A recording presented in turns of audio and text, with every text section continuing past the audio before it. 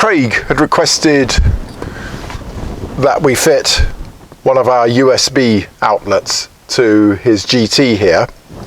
Now, he already had a heated rear screen switch and lamp on this bracket mounted just here, and so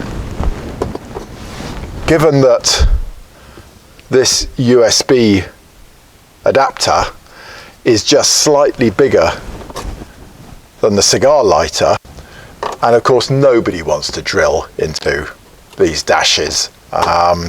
It's a horrible thing to do to a nice dash, so therefore it was worth creating a decent bracket.